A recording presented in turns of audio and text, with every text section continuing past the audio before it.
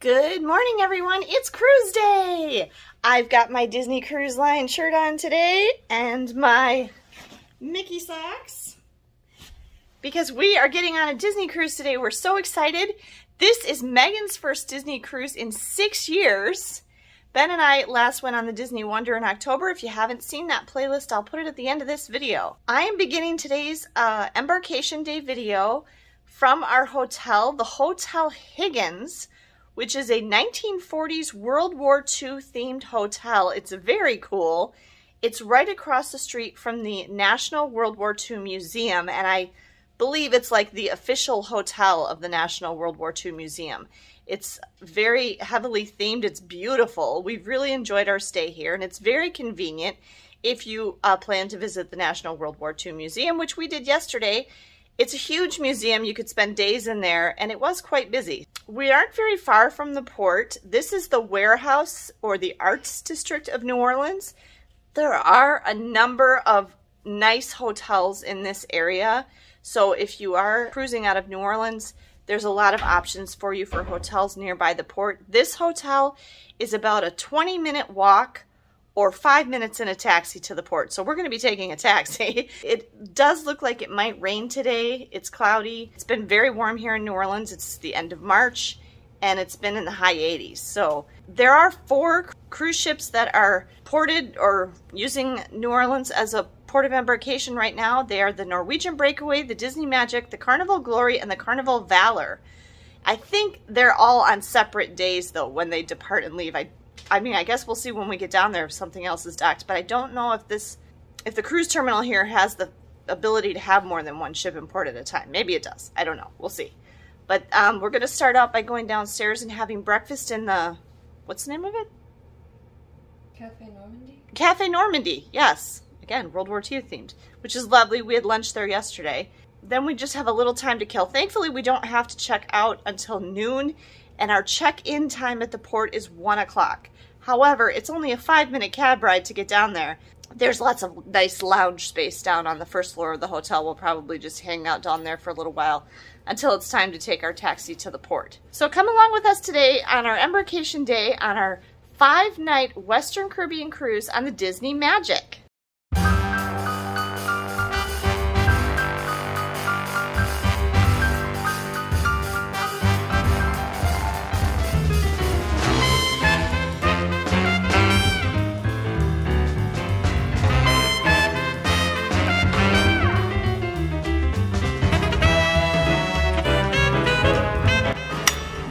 I love this silverware.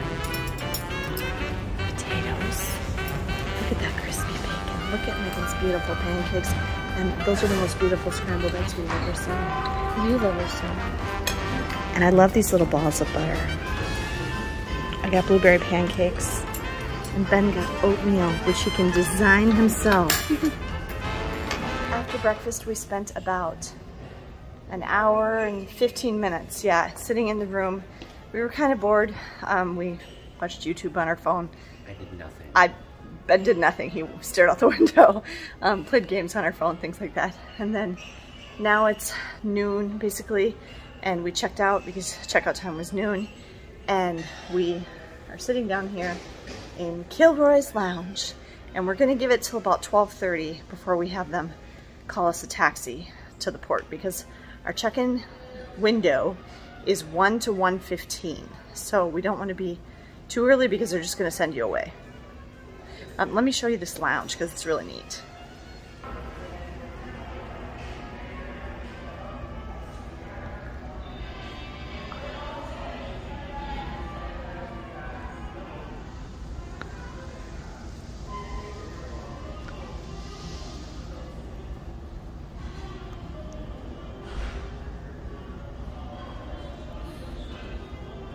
We're at the cruise terminal. Quick little delay. As we were getting out of the taxi, Megan realized she didn't have her purse. We checked the cab real thoroughly first, and then I paid the cab driver for the round trip, and I said take her back to the hotel and then bring her back to me, and he promised me he would. He seemed really good. It's not that far, and while she was off doing that, I called the hotel. They went and checked, and she had left it on the floor next to her chair in the lounge, and they found it, and by the time the front desk person got back to the desk, Megan was running in the door.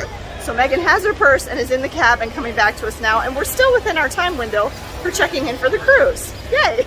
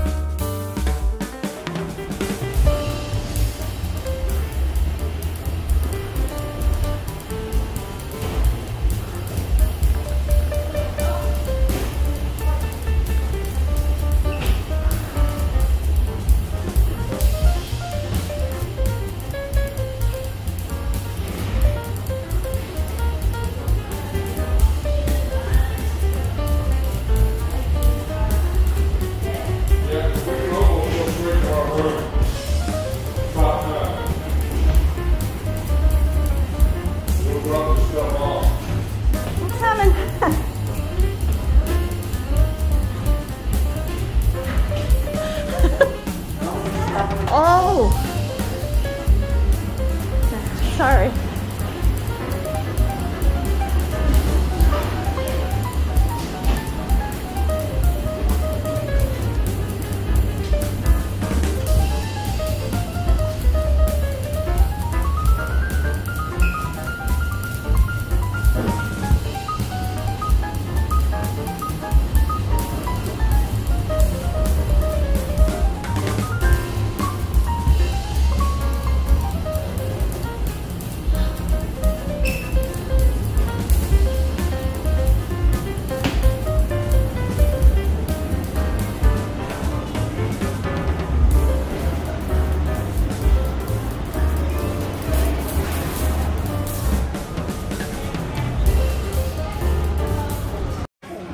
Welcomed us. We came in a deck higher than we did on Wonder. All right, so that was super easy. By the time Megan came back from the hotel with her purse, which didn't take long at all, and I had called the hotel in the meantime and they found it in the lounge for us, so they had it, like she had it in her hand waiting when Megan came in the door. It was just 1 o'clock when Megan got back, which was our check-in time anyway, and it's now 1:24, and we have gone through security, checked in for the ship, gotten on board the ship. They told me welcome back because they saw my shirt. And we don't even have our lanyards on, they're in our suitcases. And we already went to where the dining managers are. This time they're in the D lounge on deck 4, and it literally took 30 seconds. And he accommodated both my requests to switch us to early seating and to give us a table for 4 to ourselves. No problem, just like they were on the Disney Wonder. And Megan was just astounded because she wasn't with us on the Disney Wonder and saw how easy that was. It was exactly the same. And what a mess it was for us on Royal Caribbean's Navigator of the Seas that we took 2 months ago, which I'll leave that video for you up here. So already a much smoother process. The one thing I will say right now, it's very humid. You can see outside, it's kind of misty and it's been raining on and off all morning, so it's really humid right now.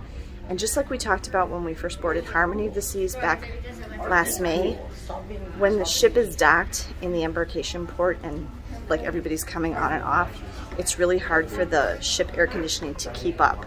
And so just be prepared if you're leaving from a hot location where it's hot, humid weather. It's going to be hot on the ship on embarkation day, so dress accordingly and be prepared that you're going to feel kind of hot and sweaty.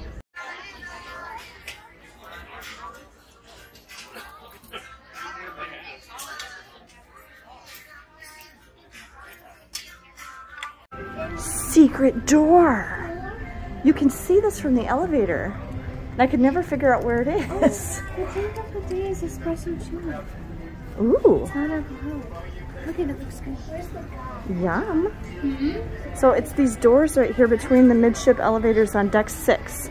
That's where the wheelchairs and the scooters are. It's different because when we were on the Wonder, it was all decorated for Halloween. The pumpkin tree was right there. There were big garlands. But see these metal trim, honey? Yeah. They represent all the different jobs on the ship. That's cool. Yeah, we learned that. I see entertainer, cook. Yep. I learned that on the Art of the Theme tour. The one that you had by yourself? Uh-huh, it was adults only. Please welcome aboard the Towers family.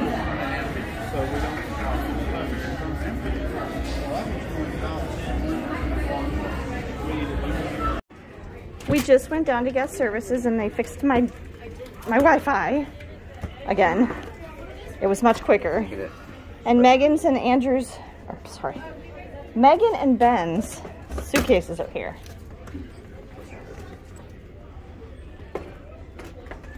So we're still waiting for mine and the shoe suitcase.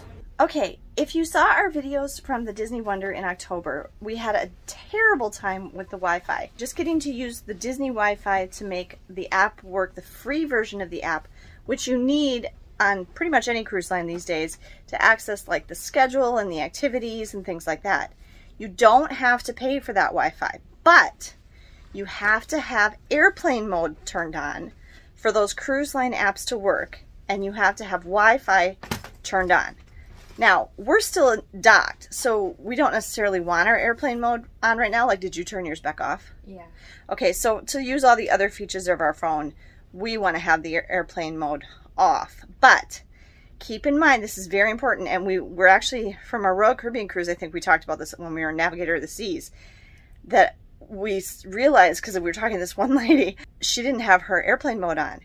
The reason you need to have airplane mode on when you're on a ship is because you're in international waters or you're in other countries and you're going to be charged huge, expensive data roaming fees. Your phone is going to keep searching for a tower, for a signal, and it's going to keep, your apps are all going to keep like downloading information, everything constantly. So if you don't have airplane mode on your cell phone when you're not in a US port, docked, in a ship, in another country, or out at sea, you're going to have a very expensive cell phone bill when you get home. Now, Ben pointed something out, which I can't believe I didn't think of this before. We all have AT&T's International Day Pass. We have it on all 4 of our phones. Me and all 3 of my kids have it. And the way the International Day Pass works is, if we use our phone at all, no matter how short or long we use it, including phone calls and texts, in another country, or wait, no, it's limited on the calls and texts, right? So we just pretty much don't use it for calls and texts, but you can use your phone in any other country, most other countries, with the International Day Pass, and it only costs us $10 a day. So, you know, for this cruise, there's 2 sea days. We can't use it on the sea days. So on the sea days, we just have to keep our airplane mode on. And when I called AT&T International Services to confirm this, she said, yes, make sure you keep your airplane mode on when you're at sea. But if we're docked in another country, for the purposes of this cruise, it's going to be 2 stops in Mexico, we can just use our International Day Pass at $10 a day. Even if all 3 of us use it, that's still only going to be $60, as opposed to the $500 I spent on Wi-Fi on the last Disney cruise, which I didn't need. And it adds it to your next bill, doesn't it? Right, it just puts it on my next bill. So you're like, oh, oops. Yep. No matter what cell phone company you use, they probably have some sort of international plan like that, and that's worth looking into. All cell phone companies, AT&T does, also offer cruise packages. Now, for our purposes, the cruise package didn't make sense. The cruise package is more like if you want to make calls and stuff like that. And it was more expensive. It was like $100 and some. But if you're just taking a cruise and like this isn't something you do all the time or whatever, and you want to be able to use your phone like normal, that might be something to look into. Now, with using the free version of the Disney Wi-Fi on the ship, the key thing that they didn't tell us on the Wonder last time when they were trying to help us and a lot of people were having trouble is that you need to have the Disney Wi-Fi connected and you need to have airplane mode on. Now, I did those things on mine already, so when I went down to guest services just now, it only took her like 2 seconds. All they actually had to do was link my stateroom. I kept running into a thing though, it was asking me for a PIN, and I didn't know what the pin was it was asking me for. It was actually asking me for the pin for my phone. And I didn't realize that's what it wanted. I thought it wanted some Disney pin that I had set up or something that I didn't remember what it was. It made me set a purchase pin. Yeah, it did too, but that was a second step. Okay. Megan didn't have any problem because she just downloaded the Disney Cruise Line Navigator app here on the ship. If you install the app on your phone, once you're on the ship, it's already in ship mode. And so then it works fine, and it's totally right. You just have to make sure you're connected to the DCL Wi-Fi and you have your airplane mode on. It does, like Megan just said, make you set a pin for purchases. That's a different thing. Okay, but my problem is when you leave the ship and you have DCL app on your phone, there's a on-land version. And this is the problem I ran into both when we were on the Wonder in October and now.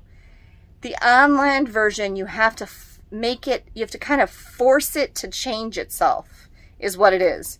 You're making the app switch from the Disney Cruise Line on land version of the app, which shows like all my upcoming Disney Cruise Line reservations, basically. Lets me pay, lets me make reservations. It let me do the health screening questionnaire this morning when I was still at the hotel. But then once you're on the ship, to be able to see your scheduled activities on the ship and everything, the app needs to switch to the onboard version. And to do that, I needed to link it to my stateroom and make sure I was in airplane mode and make sure I was connected to the Disney Cruise Line Wi-Fi. Now, this is all the free stuff. There is, again, a paid version of Wi-Fi on this ship and like pretty much any other cruise ship at sea. That's a different thing. If you want to pay for Wi-Fi to be able to use the apps on your phone, that's something else. And that's going to be different depending on what ship it is, what cruise it is, how long it is, all that stuff. You still, if you're using paid ship Wi-Fi, cannot make calls or text. So if you want to be able to make calls or text, you need to have a cruise package through your cell phone provider or something like the International Day Pass like we have, but that is still limited in how many calls and texts you can make, but we don't need to do that. If you just want to be able to see the schedule on the ship and see what's happening and be able to communicate with the people that are traveling with you on the ship, you only need the free version of any cruise line's app, because there's always some like kind of in-app communication chat feature that you can use to talk to the other people that are on the ship with you, that are in your room with you, and you'll be able to see the schedule and all that. So it really isn't necessary to pay for Wi-Fi on a ship unless you absolutely need to do something. Like for us, we like to be able to maintain. I just hit an 1,100-day streak on Duolingo. And so as long as at least every 2 days I do a turn on Duolingo, I'm fine and I haven't lost my streak. It's stuff like that. But like if you want to like, you know, look at your banking app or make a hotel reservation on an app or something like that, then you're going to need Wi-Fi. But again, if you're in port and you have something like we do, like the International Day Pass, you can just use the signal and take it out of airplane mode when the ship is docked or anchored at a port. Hope that all makes sense. I know that was a lot of information, but this was really a struggle area for us on our last Disney cruise, and if I had known all this information, this would have saved me a lot of headache. Megan is now unpacking. The nice thing is there's so much storage in a Disney Cruise Line stateroom that we're each able to, like, we're giving Megan this whole middle storage thing. She can have that whole thing to herself. And then, like, we each get part of the closet. And then when Megan finishes unpacking, then Ben can unpack. And then hopefully by the time Ben finishes unpacking, my suitcase will be here and then I can unpack.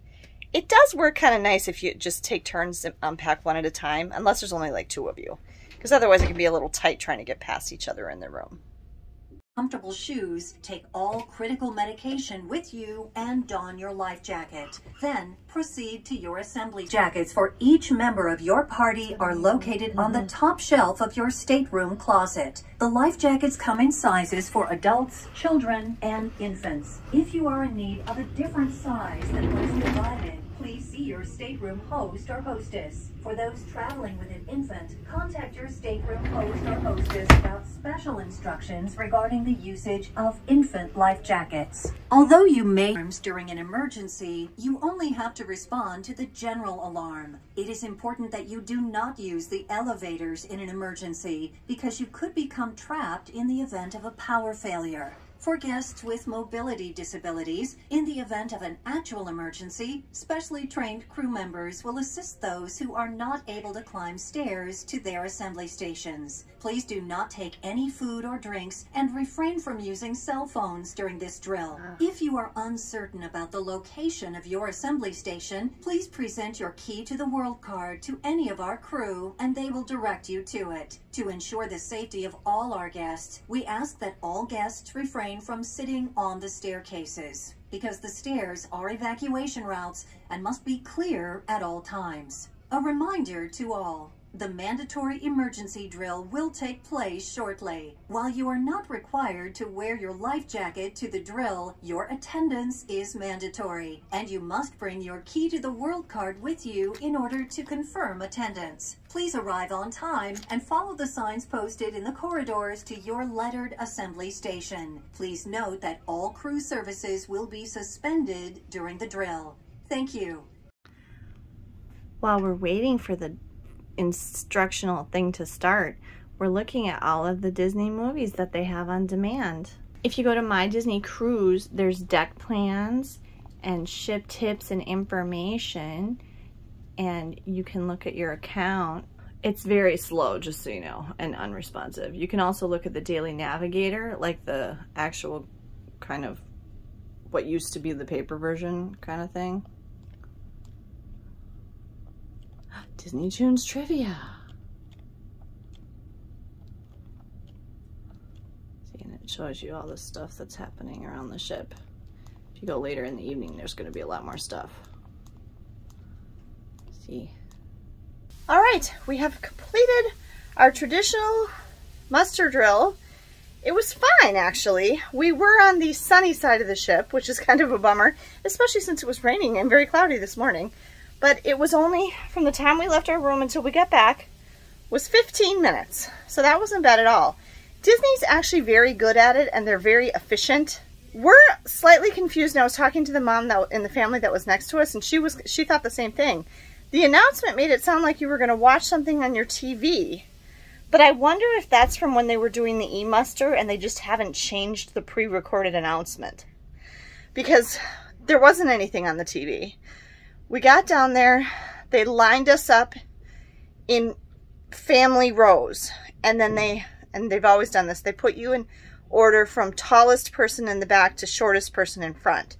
So in most cases, that means the little children are in the front and are going to get on the lifeboat first, and then the moms usually and the dads are usually the tallest person. Not always, but like in our case, I was the shortest person.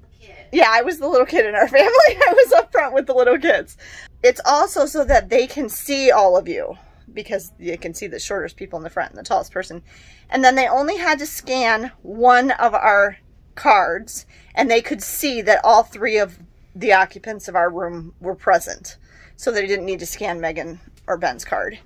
We were missing somebody and they went off calling their number. And the mom next to me asked, what happens if they don't find them or if they don't show up? And I said, as soon as they find them, they are disembarked. You cannot go on the cruise if you don't go to the mandatory safety drill. And I said, that's why the gangway is still attached right now. And shortly after they had gone to find those people, they did take the gangway away, and then they immediately began the instructional part where they just show you how to put on your life jacket, and they tell you, in the case of an actual emergency, when you hear that, you pick up your kids from the kids club if they're in there, you go to your room, you put on warm clothes and comfortable shoes and your life jacket, and then you bring your key card. That's probably so they can scan it so they know you're there, and also so you can get back into your room if the emergency got canceled. And then you go to the station. So in a real emergency, like if you're at dinner or something, you wouldn't go straight there. You'd come back to your room first, get your life jacket and that, and then go there. They said that if there's a call to abandon ship, it'll be given verbally by the captain. So it won't just be the alarm. It'll be the captain will come on himself and say, we have to get off the ship. And so that's what would happen in that. And then we were saying that it's nice when you're out there and you can physically see, this is our lifeboat that we're going to get on right here above our heads. That's the one we're going to get on. And I could even see where the railing would open up in front of us to go through it to get on the lifeboat. I kind of like having that visual confirmation of this is what's going to happen if that ever happened. So for that part of it, I actually don't mind the in-person muster. And I feel like people on a Disney cruise, they care about their families and their kids, and they want to make sure that everything's okay. So I think the cruise lines that have problems with compliance is when the guests just don't care, you know, or they've already had so much to drink by the time they do the muster drill that they can't, you know, be bothered to show up or whatever. But yeah, everybody must have shown up because we were only there 15 minutes. 15 minutes from the time we left our room until we got back here. It didn't take long at all. They were very efficient. So don't be afraid if you have a traditional muster drill on your cruise, because if the cruise line does it right, it's really not a big deal.